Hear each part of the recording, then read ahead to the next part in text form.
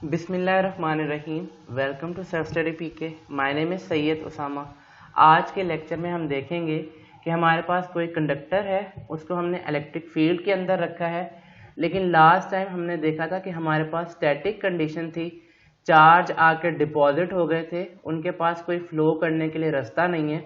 लेकिन आज हमारे पास ये कंडीशन नहीं है, बल्कि we have to study that conductor in dynamic condition.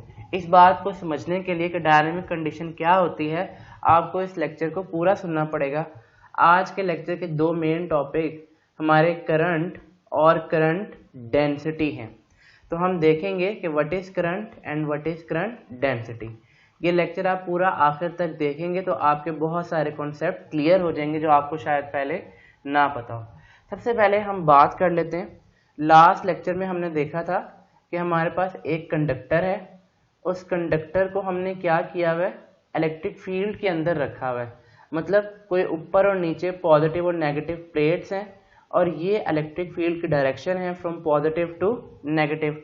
हमने देखा था कि जब आप किसी मेटल पीस को इलेक्ट्रिक फील्ड के अंदर रखते हो तो due to that electric field यहाँ पे मेटल के अंदर जो इलेक्ट्रॉन्स हैं वो फ़ौरन से ऊपर ट्रांसफ़र कर जाते हैं और यहाँ पे इलेक्ट्रॉन्स हमें मिल जाते हैं। और इस साइड पे due to the deficiency of electrons हमारे पास पॉजिटिव चार्ज क्रिएट हो जाता है। मैं थोड़ा सा आपको लास्ट लेक्चर रिवाइज करवाता हूँ। हमारे पास जो एक्सटर्नल इलेक्ट्रिक फील्ड है वो थी E0 और जो इंटरनल इलेक्ट्रिक फील्ड क्रिएट हुई थी due to that quick transfer of electron from lower half toward the from bottom to the top, हमारे पास जो नेट इलेक्ट्रिक फील्ड थी inside that conductor piece E0 minus E prime that was 0। लेकिन आज हमारे पास डायनेमिक कंडीशन है। Dynamic condition से क्या मतलब है, हमारे पास कोई ऐसा मैकेनिज्म है जो हमने यहाँ पे लगाया हुआ है और इस मैकेनिज्म के ज़रिए ये जो यहाँ पे नेगेटिवली चार्ज डेवलप हो रहा था, यानी कि इलेक्ट्रॉन्स आके एक्यूमुलेट हो रहे थे, हम इसको कलेक्ट करके वापस इस मेटल के नीचे वाले पोर्शन में ट्रांसफ़र कर देते हैं। तो यहाँ पे क्या होगा, फर्ज कर लेते हैं अभी ये इनसाइड इलेक्ट्रिक फील्ड क्रिएट हुई है, लेकिन due to transfer of electron from that particular path जो हमने खुद प्रोवाइड किया है, यहाँ पे एक्यूमुलेशन ऑफ नेगेटिव चार्ज ख़त्म हो जाएगी। इसका मतलब है जो E प्राइम है वो वीक होते चले जाएगी और अगर तमाम के तमाम इलेक्ट्रॉन्स यहाँ से यहाँ ट्रांसफ़र हो जाएं तो E प्राइम 0 हो जाएगी। इसका मतलब क्या हुआ, आज हमारे पास जो नेट फील्ड है वो 0 नहीं है। That is called dynamic condition. मतलब आपके पास जो चार्जेस हैं यानी कि इलेक्ट्रॉन वो कंटिन्यूसली मूव कर रहे हैं from upper portion towards the lower portion. आपके पास चार्जेस का फ्लो हो रहा है और यही जो चार्जेस का फ्लो हो रहा है, लेट से हम यहाँ पे इसको स्टडी करते हैं। हम यहाँ पे कोई क्रॉस सेक्शनल एरिया ले लेते हैं जिसको हम डिनोट करते हैं कैपिटल A से, और इसमें से परपेंडिकुलरली चार्जेस DQ फ्लो कर रहे हैं in very small amount of time dt। तो यहाँ पे हम एक डेफिनेशन लिखने लगे हैं जिसको हम नाम देते हैं करंट की। डेफिनेशन मैं यहाँ नहीं लिखूंगा, मैं सिर्फ फॉर्मूला लिखूंगा, मैं आपको डिक्टेट करवा देता हूँ। काइंडली कॉपी पेंसिल आप जब भी लेक्चर सुने लेके बैठा करें। तो डेफिनेशन है, the electric current is defined as net charge that flows through the surface per unit time. तो इसको हम फॉर्मूले की सूरत में लिखते हैं, net charge flows through the surface per unit time dq over dt। ये हमारे पास नेट चार्ज है और ये वो स्मॉल टाइम इंटरवल है जिसमें चार्ज फ्लो कर रहा है।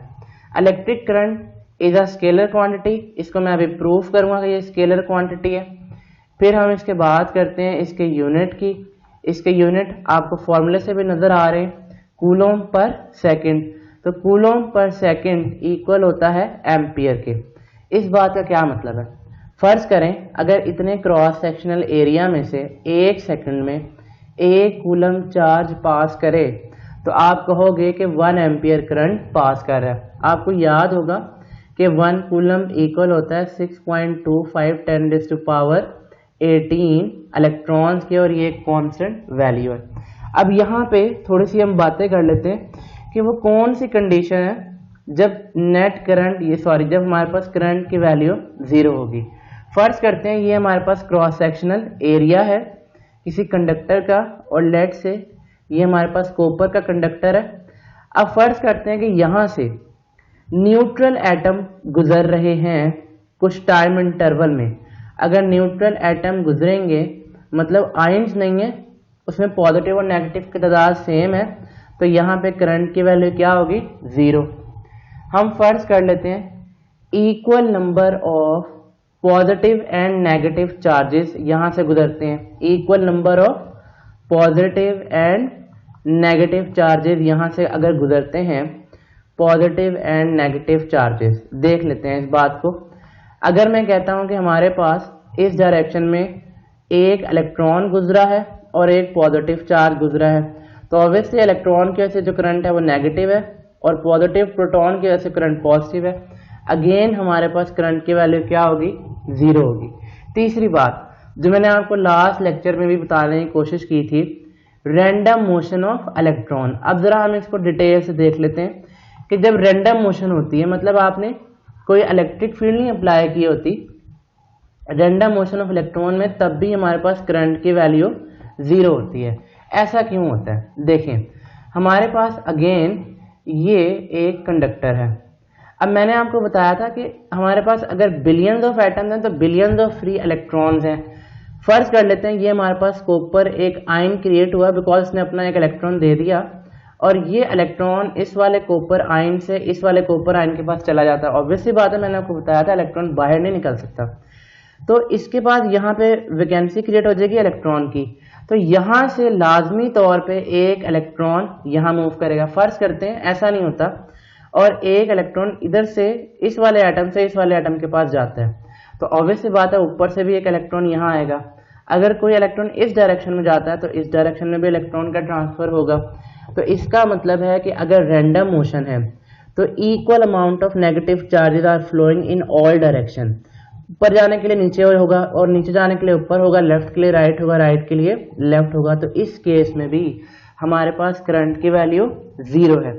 स्टूडेंट्स, हमारे पास दो तरह के करंट होते हैं। करंट तो वैसे एक ही तरह का होता है, लेकिन जो पिछले साइंटिस्ट थे अर्ली टाइम में वो समझते थे कि जो करंट है वो बेसिकली फ्लो करता है due to the flow of positive charges. लेकिन बाद में पता चला कि पॉजिटिव चार्जेस तो मूव ही नहीं करते, आयंस तो बड़े हैवियर होते हैं, वो तो अपनी जगह पे सिर्फ वाइब्रेट कर सकते हैं। लेकिन क्योंकि उन्होंने एक चीज़ डिस्कवर की और उनकी रिस्पेक्ट को रखने के लिए, तो ये जो फ्लो ऑफ पॉजिटिव चार्ज होता है from high potential to low potential, इसको हम कहते हैं conventional current, flow of positive charge. और ये फ्लो करता है from high potential to low potential. हकीकत में मैं आपको दोबारा बता देता हूँ, अगरचे हम अपने जितने भी करंट के डायरेक्शन लिखेंगे वो from high potential to low potential ही लिखेंगे, लेकिन हमारे पास जो करंट होता है वो होता है इलेक्ट्रिक करंट या इलेक्ट्रॉनिक करंट, और ये होता है एक्चुअल करंट। और इलेक्ट्रॉनिक करंट फ्लो करता है low potential to high potential, और ये फ्लो करता है due to the motion of electron. मैं आपको दोबारा बता दूं, हकीकत में हमारे पास कौन फ्लो कर रहा होता है? इलेक्ट्रॉन। तो इलेक्ट्रॉन फ्लो करते हैं from low potential to high potential, और इसमें कौन इन्वॉल्व होता है? Low potential to high potential, और इसमें हमारे पास इन्वॉल्व होते हैं इलेक्ट्रॉन। अब सवाल पैदा ये होता है कि हमने कह दिया कि इलेक्ट्रॉन एक खास डायरेक्शन में मूव कर रहे हैं। वैसे मेरा आपसे अगेन एक क्वेश्चन है, अगर आप इस तस्वीर को दोबारा देखें तो ये इलेक्ट्रिक फील्ड की डायरेक्शन है और ये हमारे पास मोशन ऑफ इलेक्ट्रॉन्स है। आपको यहाँ से एक बात तो बड़ी सिंपल दिखाई दे रही होगी कि जो इलेक्ट्रॉन्स हैं वो against the electric field move करते हैं। अच्छा, अब हमने पढ़ा था ऐसी क्वांटिटीज जिनकी मैग्नीट्यूड होती है और जिनकी डायरेक्शन होती है, उनको हम वेक्टर कहते हैं। लेकिन मैंने अभी कहा है कि current is a scalar quantity. देखें, ये दो कंडीशन आपने पढ़ी है, एक तीसरी कंडीशन भी है और उसको कहते हैं लॉ ऑफ वेक्टर एडिशन। असल में current law of vector addition को सेटिस्फाई नहीं करता। ये बात आपको अभी विदिन अ मिनट समझ आ जाएगी कि करंट लॉ ऑफ वेक्टर को सेटिस्फाई क्यों नहीं करता। लेट से हमारे पास एक नोड है, नोड ऐसे पॉइंट को कहते हैं जहाँ पे एक से ज़्यादा कनेक्शन आपस में आके मिल रहे हैं। लेट से दो डिफरेंट बैटरीज हैं, यहाँ पे हमें मिल रहा है 5 एम्पियर और यहाँ पे हमें मिल रहा है 5 एम्पियर। तो अगर मैं यहाँ पे एक सिर्फ सिंगल वायर खींचूं तो आपने किरचॉफ का सेकंड रूल पढ़ा होगा कि जितना करंट एंटर हो रहा होता है उतना ही करंट लीव कर रहा होता है। तो यहाँ पे हमारे पास करंट मिलेगा 10 एम्पियर।